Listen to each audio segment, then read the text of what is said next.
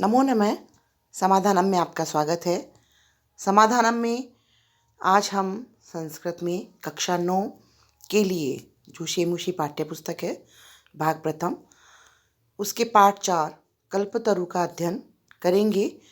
पाठ के सरल शब्दार्थ मैंने साथ में ही लिखे हैं, हिंदी अनुवाद मैं आपको करवाऊंगी। तो आइए पढ़ते हैं हम पाठ। चतुर्थ पाठ कल्पतरु। प्रस्तुतो अयं पाठः वेताल पंचविंशति इति प्रसिद्धकथासंग्रहात् संपादनं कृत्वा संग्रहीतो अस्ति। जो प्रस्तुत किया गया पाठ है वो वेताल पंचविंशति मतलब वेताल 25 इति प्रसिद्ध कथा संग्रहात्, जो कि बहुत ही प्रसिद्ध कथा संग्रह है, उससे संपादन किया गया है या उससे लिया गया है। ये अत्र मनोरंजक घटना भी, यहाँ पे इसमें मनोरंजक घटनाओं के विस्मयकारी घटना भी और जो विस्मयकारी घटनाएं हैं जीवन मूल्यानाम निरूपणम वर्तते, उनके द्वारा जीवन मूल्यों का निरूपण या वर्णन किया गया है। अश्याम कथायाम, इस कथा के द्वारा पूर्व कालतः एव, पहले के समय से ही स्वगृह उद्याने अपने घर के उद्यान में या बगीचे में स्थित कल्पवृक्षेण, जो कल्पवृक्ष एक स्थित था। कल्पवृक्ष होता है बच्चों, जैसे कि ऊपर पाठ का भी नाम है कल्पतरु। कल्पवृक्ष होता है कि ऐसा वृक्ष जिससे कल्पना करके हम कुछ भी मांग सकते हैं, ले सकते हैं। तो जो स्वगृह उद्यान में स्थित कल्पवृक्षेण, अपने घर के उद्यान में बगीचे में जो कल्पवृक्ष स्थित था। जीमूत वाहन लौकिक पदार्थान, जो जीमूत वाहन था एक, ये राजा का नाम है। लौकिक पदार्थ या सांसारिक पदार्थों को न याचते, नहीं मांगता, बल्कि अपितु वरन बल्कि स सांसारिक प्राणी नाम, संसार के प्राणियों के दुखानी अपाकरणाय वरम याचते, दुखों को हर करने का वरदान मांगता है। यतो ही लोक भोग्या, भौतिक पदार्था जल तरंगवत अनत्या संति, जी, क्योंकि जो लोक भोग्या, संसार में जो भोगने वाले हैं, लोक यानी संसार में, भोग्या यानी भोगने वाले हैं, भौतिक पदार्थ, जो भी भौतिक पदार्थ है वो जल तरंगवत, पानी के तरंगों की तरह, पानी के लहरों की तरह चंचल है। अनंत्या अनित्या, अस्थिर है। अस्मिन् संसारे केवलम परोपकारः एव सर्वोत्कृष्टम चिरस्थायी तत्वम अस्ति। उनके हिसाब से इस संसार में, अस्मिन् संसारे, इन संसार में केवल परोपकार ही सर्वोत्कृष्ट यानी कि सबसे अच्छा, चिरस्थायी हमेशा बना रहने वाला तत्व है। अस्ति हिमवान नाम सर्वरत्न भूमि नगेंद्र है। एक हिमवान नाम का सर्वरत्न भूमि मतलब सभी रत्नों की भूमि में नगेंद्र, पर्वतों का राजा हिमवान है था। तस्य सानु, ऊपरी, उसकी, सानु बोलते चोटी, सबसे ऊपर चोटी, ऊपरी यानी ऊपर, विभाति शोभित था। क्या? कंचनपुरम नाम नगरम, उसकी चोटी के ऊपर एक कंचनपुर नाम का नगर स्थापित था, शोभित था। तत्र जीमूत केतु इति श्रीमान विद्याधरपति वसति स्म, वहां पे जीमूत केतु जो थे वो श्रीमान विद्याधर स्वामी रहते थे। तस्य गृह उद्याने, उनके घर के उद्यान में, कुल क्रमागत मतलब कुल क्रमागत यानी कुलों से चला आ रहा है, वंश की परंपरा से चला आ रहा कल्पतरु स्थित है। वहाँ पे एक कल्प वृक्ष स्थित था।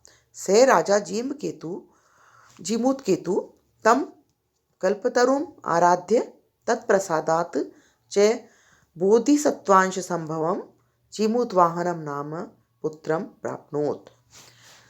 स राजा जीमूत केतु, वो जो राजा जीमूत केतु थे, उनके उस कल्पतरु की आराधना करते थे। उस जो कल्प वृक्ष था उसकी आराधना करते थे। तत्प्रसादात, उसके प्रसाद से उनको बोधिसत्वा संभवम, उनको क्या, एक जीमूतवाहन नामक पुत्र की प्राप्ति संभव हुई। स जीमूतवाहन है, वह जीमूतवाहन जो था महान दानवीर है, बहुत ही दानवीर। सर्वभूतानुकंपा, सर्वभूता सभी, भूतानुकंपा मतलब सभी जीवों पर दया करने वाला हुआ। तस्य गुणे प्रसन्न है, उसके गुणों से प्रसन्न होकर स्व सचिवश्च प्रेरित है, अपने स्व यानी कि अपने सचिव होते हैं मंत्री, अपने मंत्रियों से प्रेरित जो था वो राजा, कालेन संप्राप्त यौवनम, जैसे ही वो संप्राप्त यौवनम मतलब यौवन यानी युवावस्था को प्राप्त हुआ, कौन, वो जो उनका पुत्र था जीमूतवाहन, युवावस्था को प्राप्त हुआ, तम यौवराज्यम अभिषेक्तवान, तो उन्होंने राज्याभिषेक उसका कर दिया। कदाचित हितेशिण पितृमंत्रिण यौवराज्यम स्थितम, कदाचित मतलब किसी समय हितेशिण है, उनके हितेशी तो पितृमंत्री, उनके पिता के जो हितेशी मंत्री थे, यौवराज्यम यानी कि उस युवराज को, स्थितम तम जीमूतवाहनम उक्तवंत है, उस युवराज को, जीमूतवाहन को बैठाकर उन्होंने कहा, युवराज, यो अयम सर्व कामदय कल्पतरु, जो यह, यो अयम जो यह सर्व कामद है, सभी कामनाओं वाला, कल्पतरु कल्पनाओं को पूरी करने वाला पेड़ या वृक्ष, तव उद्याने तिष्ठति, तुम्हारे उद्यान में जो स्थित है, स तव सदा पूज्य है, उसकी तुम सदा पूजा करना। अस्मिन अनुकूले स्थिते सती शक्रो अपि अस्मान बाधुतम न शक्नुयात् इति। अस्मिन अनुकूले, इसके अनुकूल जो ये रहता है, तो शक्रो अपि, शक्र मतलब इंद्र, इंद्र भी हमारा कोई भी मतलब बाधा नहीं डाल सकते हैं, या हमारा इंद्र भी कुछ भी नहीं बिगाड़ सकते, किसी काम में हमारी बाधा नहीं डाल सकते, इतना शक्तिशाली ये वृक्ष है।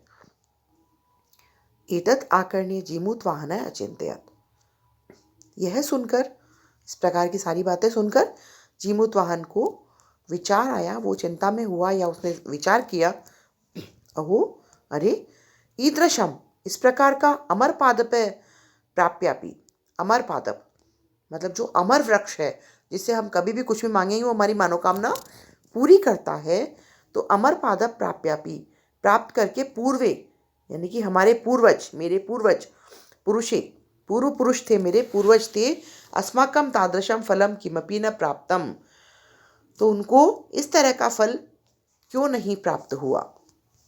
किंतु केवलम कैश्चिदेव कृपण, कश्चिदपि अर्थ है अर्थित है, किंतु क्या हुआ कि केवल, कैश्चिदेव कभी कभी उन्होंने क्या किया कि कृपण है, कंजूस, कश्चिदपि कभी कभी कंजूस जो थे वो धन प्राप्त करके रह गए, तद अहम, अब मैं, अस्मात् कल्पतरो, इस कल्प वृक्ष से अभिष्ट साधयामी, अपनी इच्छा की पूरी करूँगा, या अपनी इच्छा की कामना पूरी करूँगा।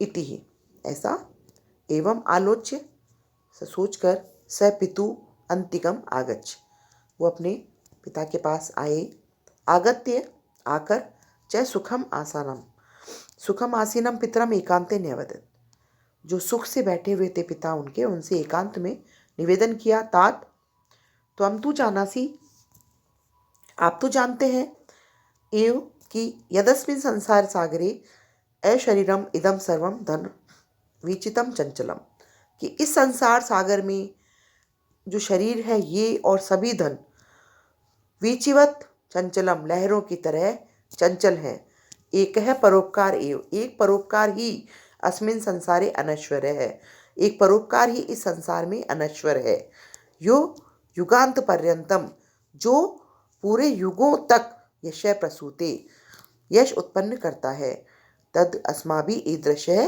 कल्पतरु, तब मैं भी इस प्रकार के कल्पतरु से, किमर्थम यानी कि किस लिए, रक्षते, मैं इस प्रकार के जो कल्पतरु है इसकी किस तरह से रक्षा करूं, क्यों रक्षा करूं। यश्च पूर्वेरयं मम मम इति आग्रहेण रक्षित, ते इदानीं कुत्र गता,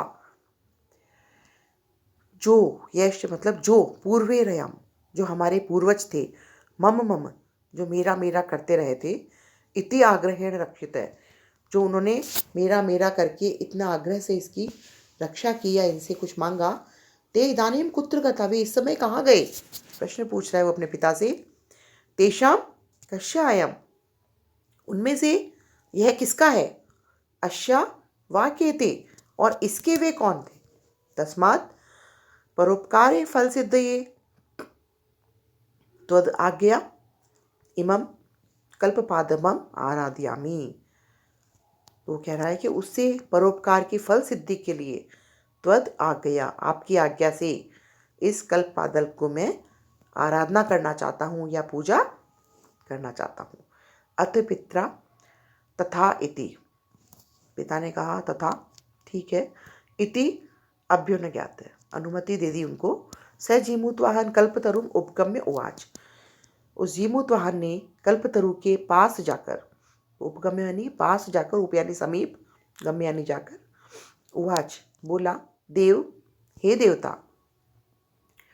त्वया अस्मत् पूर्वेषाम् अभीष्टा कामा पूरिताः, तन्मेकं कामं पूरय। आपने हमारे पूर्वजों की, मेरे पूर्वों की अभीष्ट मनोकामना पूर्ण की है, और अब एक काम मेरा भी पूरा करो। यथा पृथ्वीम अदरिद्राम, यथा यानी जैसे, पृथ्वी पर दरिद्रता से रहित, अदरिद्राम दरिद्रता से रहित पश्यामि, कि मैं इस पृथ्वी को दरिद्रता से रहित देखता हूँ। मैं चाहता हूँ कि इस धरती पर कोई भी गरीब नहीं रहे। तथा करो तो देव, आप देव ऐसा ही करो।